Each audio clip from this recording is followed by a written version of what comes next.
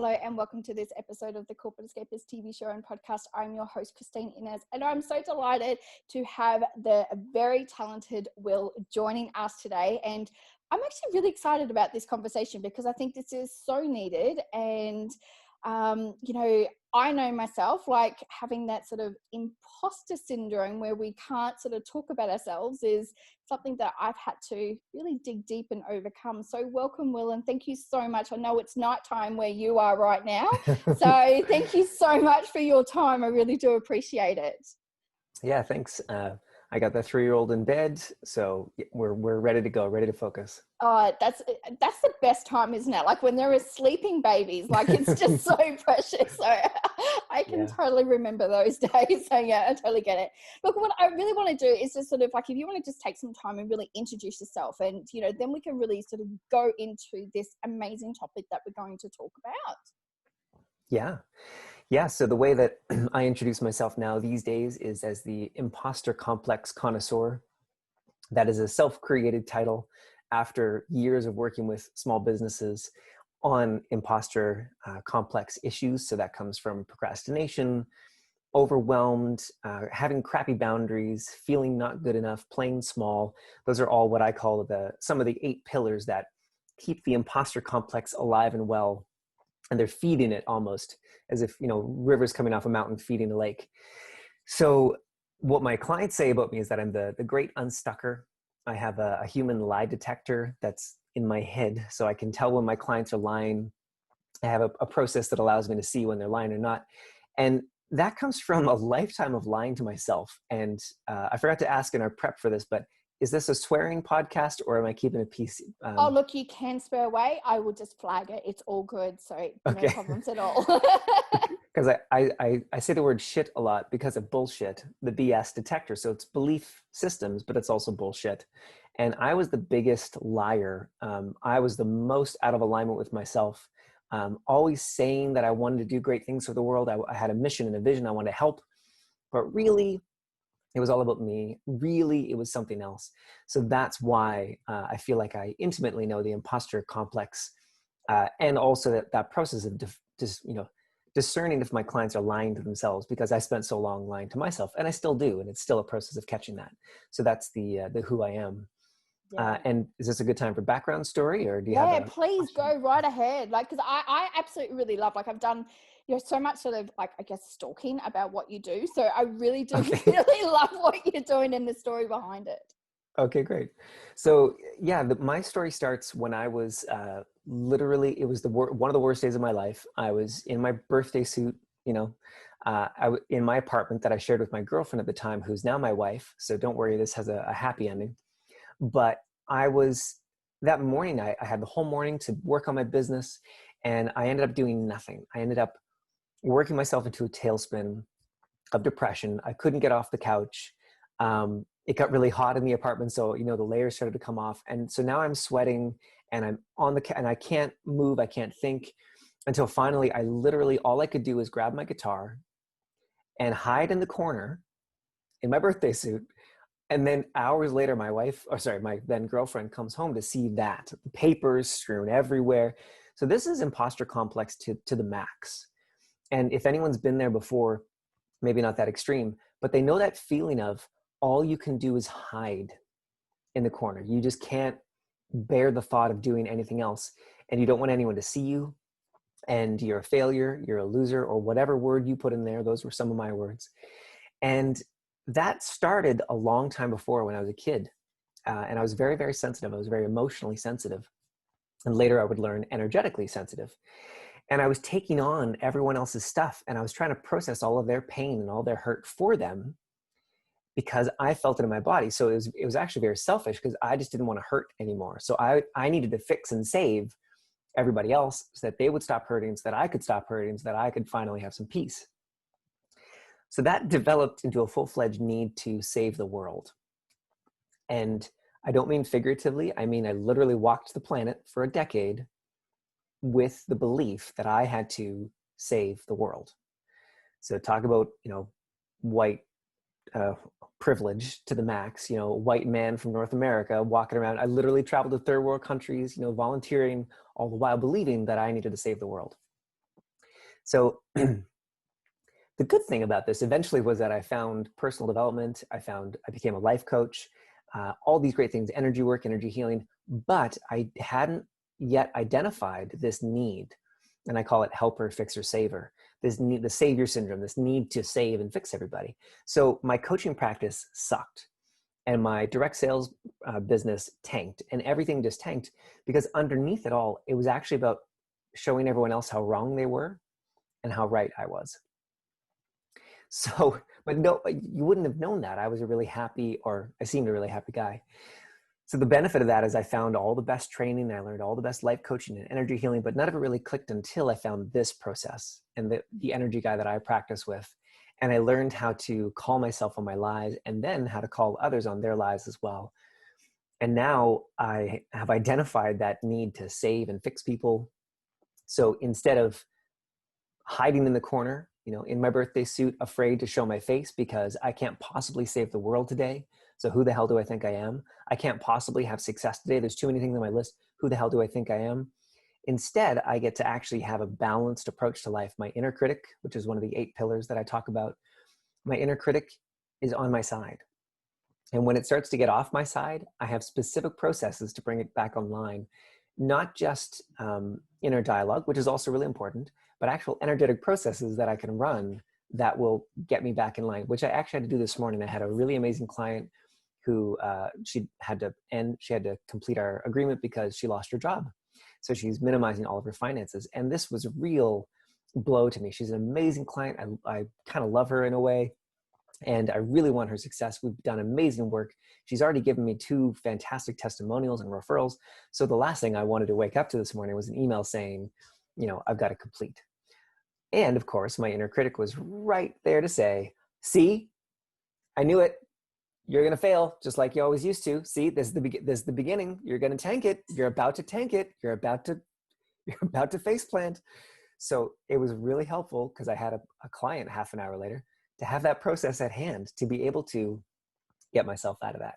So that's and that's what I do now every day is I work with business owners, women in business, dealing with imposter complex, who are all really high performers and high achievers, by the way. Sometimes we think that imposter complex is the affliction of the weak, and it's not the case. It's actually the affliction of the strong. It's the ones that are really doing something in the world. They actually make more money statistically than others. So they're the high achievers. So now I get to spend every day helping them make the world a better place. I love that story so much. There's so much that I can resonate with, and I'm just thinking, oh my goodness, like, it's really interesting though, because like what you just said at the end that, generally they are high achievers, but it is, I think sometimes because, and I knew from myself that I had that, I call it the inner girl, mean girl voice sitting inside of my head, but that actually sometimes fueled me on even more to keep going and to prove others what I thought others were saying, but, also proving to myself, what I could do. But it's also not recognizing and addressing, those sort of issues of where they've come from and how you can turn it around. Which now I've learned, I'm very similar to you. I do the energetic healings and, I'm working with amazing coaches myself, like just to sort of help do that. But sometimes that fuels us to as I said, like to keep running. But the running process then also can lead to burnout too, because you don't stop and actually address what is actually going on and what are the triggers, to push you through that. Is that something that you're finding with your clients as well? Yeah, actually the client I just mentioned, 2 of my clients right now, they're both in that similar kind of category where they've spent a long time kind of outrunning the demons of the past, family stuff, societal stuff, proving for them, it was about being a woman in the workplace, proving that, it doesn't matter that I'm a woman, I can still, but then they ended up burning out because now they're being super mom, one of them for 4 kids, and running a successful business and being an amazing wife, all these things. And that's just as detrimental, frankly, to your inner self as what I did, because what I did sucks, but what a lot of women are doing also sucks, because as this client experienced, she gets to this point in her life and she goes, I don't know what I want anymore. I don't know what I want. And this was something I heard my mom say growing up, and I didn't understand it. I would say, what do do you want a cookie? Do you want a nap? Like, it's not complicated, mom. Like, just go do what you want. But that planted a seed in my young brain about, uh, you know, this is something that the feminine struggles with. And I don't know why yet. When I figure that out, I'll write a book about it. But I do know some of the core pieces, and a big core piece is this need to help and fix and save other people. And I put them in that order on purpose, because saving and fixing, we all know that when someone's trying to fix us or save us, we get that. If we're not Christian, for example, and someone wants to save us and bring us to Christ, we're like, whoa, whoa, whoa, we see that coming a mile away. When a family member wants to save us or fix us because our life is wrong according to them, we can see that. But in our society, helping is this virtuous thing. You should help people. But that is a fine line, because if you're helping out of a need for you, you're not helping. You're just stroking your ego. And that took me over a decade to learn for myself. So these women and all of my clients, I would say I don't have the spreadsheet in front of me, but I'd say all of them are dealing with that they've been helping other people for so long that now their life has become about others and not about them. And then they want to have this business that is successful, which requires sales and marketing, where you have to, in a way, not give a crap about other people and what's going on in the world. You do have to deeply care to serve them and to contribute to them. But if you get wrapped emotionally around, helping them, then you can only help about 2 or 3 people. You can lead thousands, but you can only help 2 or 3. So that's the shift that I help my clients make. Yeah, that's really powerful, because the first part that you said really hits home with me, because, I was in a toxic marriage. What I realized was toxic, but I was literally there and I knew that I wanted to help and save somebody, but it really was to help me feel better. And it really was a lot of the part of it. When I look back now, it's sort of because I didn't want to look at myself. Like, it was so much easier to go and help somebody else. But when you have to dig deep within yourself, that's the really hard work. Like, it's so much easier to go, somebody brings up, oh, hey, I need a hand with that. Yep, no problems. I can go do that. Yeah. And you get that instant gratification reward, from it. But then when you actually have to go and go, you know what, you actually have to save, fix, and help yourself. That's the hard part, because you have to really dig deep and go through it. So that hits like home multiple times with me, to do it. And I think, also as a business owner, as what I've also learned is that, coming outside of the corporate world is, really looking at it and coming from that place of service. And it's sort of putting some sort of like wall up in a way, just to sort of, go, I'm coming from a place of service. It's not going to be for everybody. However, the ones that, want it will come in and be, attracted to it. But then it's also, sort of disregarding some of the other talk of other people going, well, why are you doing this? Why do you spend so much time and energy doing it? And sort of, going, well, these are the clients I want to help, but I can't help everybody as well. And the biggest part that I've learned in life and business is that you can only help those who want to be helped. And that took me a long, long time to really sort of, like coming from and just going, hey, I want to help you. But you can give everything to everybody, but it's only those who want to be helped. Can you actually be able to, step them through those processes as well? Yeah. And so for me, where I see that showing up the most, especially in the small businesses that I work with that are in the holistic field or sector, so holistic practitioners, astrologers, life coaches, those amazing kinds of service-oriented people, is it shows up really obviously in niche. If you don't have a clear niche, like specific enough that you know their name. I know her name. Well, there's actually 2 of them. There's Holistic Holly and there's Achievement Annie. And I know what they do. I know how they live, and what their pains are, what their hopes and their dreams are. And I learn more and more every day, because these are the women that I work with and that I serve every day. And so many of the Holistic Holly types are refusing to have a niche. They're refusing to have a clear section of the marketplace that they serve. And the main reason is not lack of training or lack of awareness or lack of knowing. It's actually because if they pick a niche, now they cannot save everyone. They actually have to build a business, and they have to let go of saving everyone. So it's the first place I go. If someone's struggling with niche, Who do you need to save? Who are you responsible for? Who, and here's a great one. Who are you responsible for that never asked you to be responsible for them? With that That's one huge. energetic question, Yeah. we can let go of just decades of societal programming about what we're responsible for and who, all of that stuff. It's a very powerful process. Mm. Do you feel right now that with, so much obviously has happened, this year, and, we can all talk about the pandemic, but I think that that was really one of the stepping stones. But people are starting to really, I guess, take more ownership of where they're wanting and asking those hard questions to themselves of, what they want out of life. And this is then sort of starting that that sort of overflow of, not only just emotions, but then there's extra questions going, well, is this the right pathway? What are the triggers that's happened, causing me to make those decisions? Have you found that this has been something that's really raised even more this year? It's funny to say no, and only because all the clients that I work with are already they're already in that world. Like that's already become their world, and that's part of my ideal client profile and my niche and all of that. I would say the one that's coming up more so, I know in Canada, I don't know about Australia, but is this is the judgment train, the shame train. And it's funny, it's as if it's like everyone forgot Brene Brown established very clearly that shame doesn't work to change behavior. It really doesn't. And yet so many of us are defaulting to that. And part of why we're defaulting to it is because we have a need to help fix and save. We need to fix other people and save them from what we perceive as their poor choices. So it doesn't matter what side of what fence we're all on politically with COVID and the pandemic and everything. What we can all benefit immensely from, I believe, is addressing our beliefs and our judgments and our shames anywhere that we shame or judge anyone else. Because as soon as we do that, our brain shuts down and we cannot create a solution together.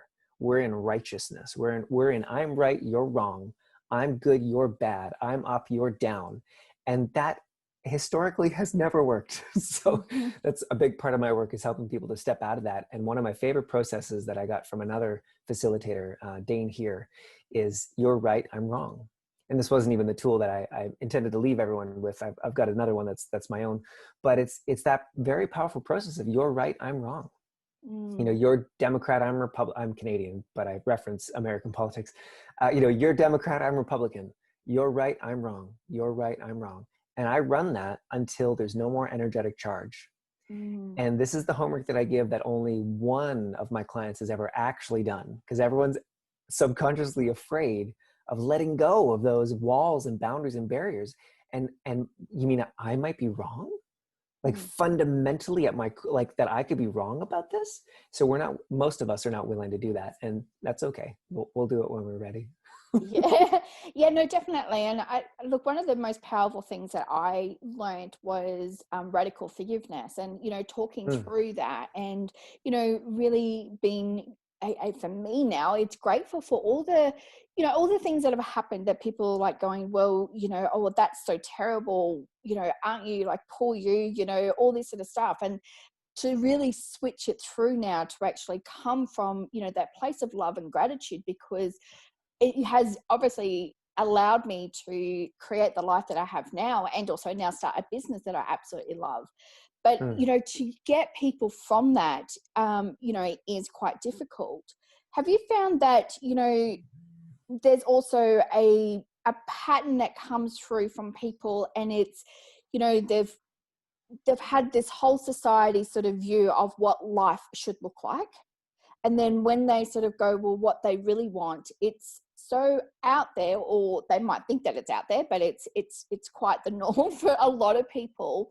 But they are just still stuck of, this is what society thinks of what you should be asking for, what things are like. And it stops that sort of dreaming pattern to take them to where they want to go. More of my clients are chronically defiant of society. So they would be coming from the other perspective. Yeah. Even the ones that have a corporate job, they kind of don't really identify with that corporate job. They really identify as rebels and individuals in that way, which I know we all do in many ways. So I would say that they're more so bouncing off of unconsciously society's stuff as well as their family stuff.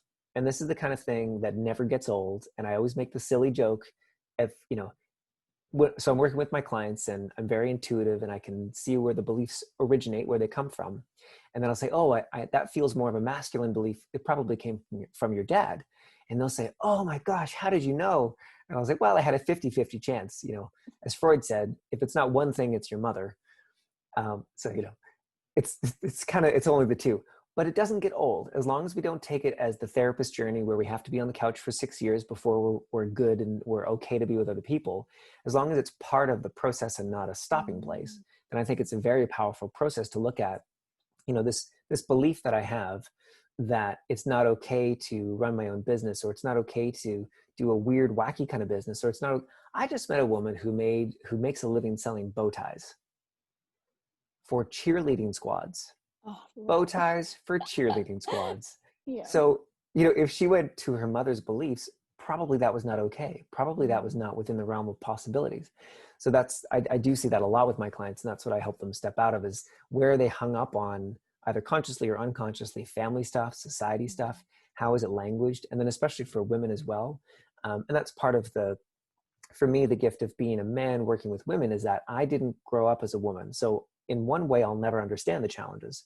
But in another way, I see the lies so much more clearly because I didn't grow up that way, as we can with anything that we're on the outside of. So a lot of them have to do with, what's possible for women, women that are living in historical truths. So, previous generations of what was required of women, and we're still living like that, and for men as well. This is not, I just want to say, it's not just women, but I work with women. So that's why I talk about women more, but, beliefs about what is possible for a woman in this life.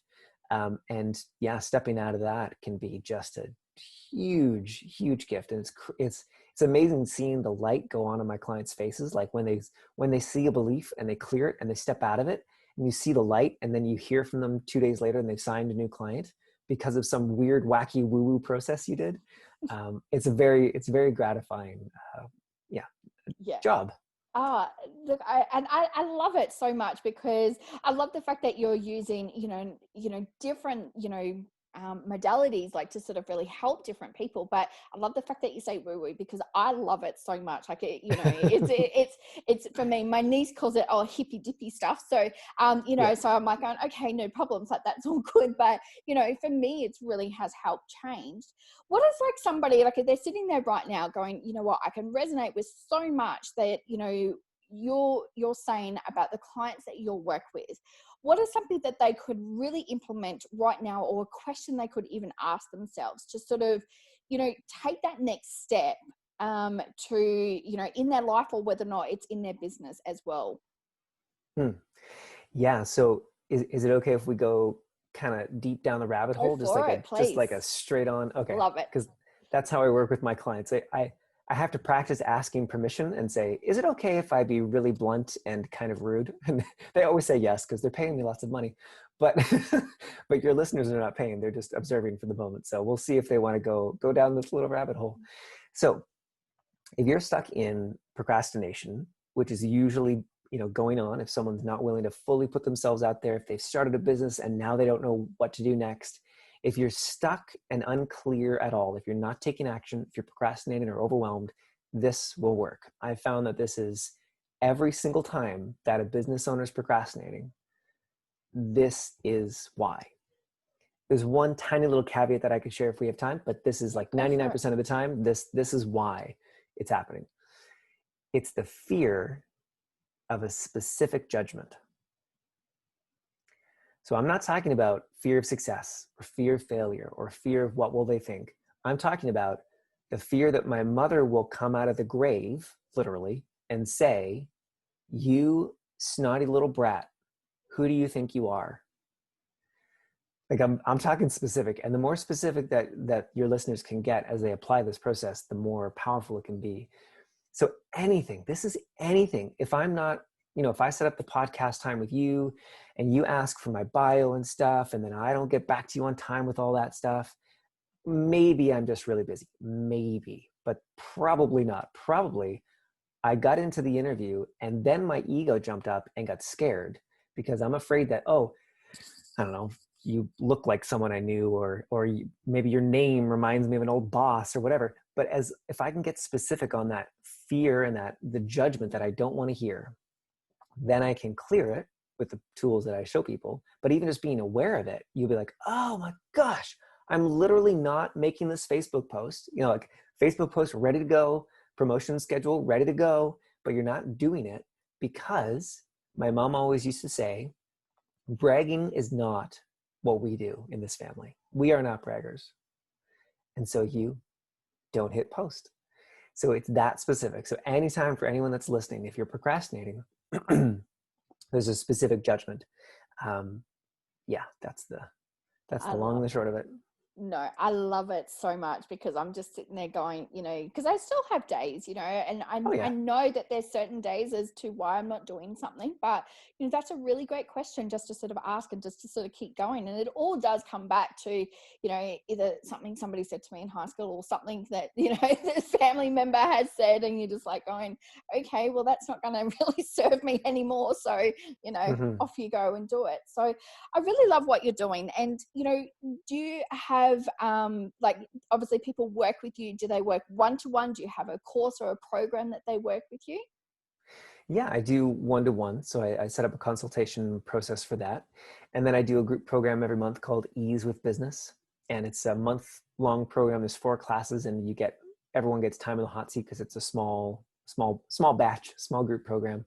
And we go through the foundations of business, but not with tips and tricks, but with belief clearing. So we talk about sales so that we can see what are your beliefs about sales and then clear those beliefs. So that's the group, my favorite group program. And then there's a consultation process as well for anyone that might be listening who says, oh my gosh, yes, I'm ready to see where I'm really lying to myself. I'm totally ready for the bullshit detector. I'm ready for him to just come up in my energy and be like, yep, that's a lie. That's a lie. That, like, people that are so, and those are my clients because they're ready. They've done the high performance stuff and it's all helped. They've had a great coach, great business coach. They've done great work, but they're still stuck. They're lying to themselves and they're sitting there going, what the bleep is going on? I'm ready for something else. And the group program is great for anyone that's starting a business and they're wanting to get more clear on their niche. That's a better fit for those individuals. Yeah, beautiful. Well, I just want to say thank you so much for sharing so much with us today. I'm going to put all of the links of how everyone can get in touch with you. And just thank you so much for your time today. I really do appreciate it, Wil. Yeah, thanks so much. Thanks for having me. It's great to connect across continents. Absolutely. You've got to love technology in this world. It's amazing. So yeah, it's definitely incredible. I just want to thank everyone for joining us for this episode of the Corporate Escapists TV show and podcast. I'm your host, Christine Innes, and remember to live life to the fullest and with passion and purpose every single day. Love and light to you all.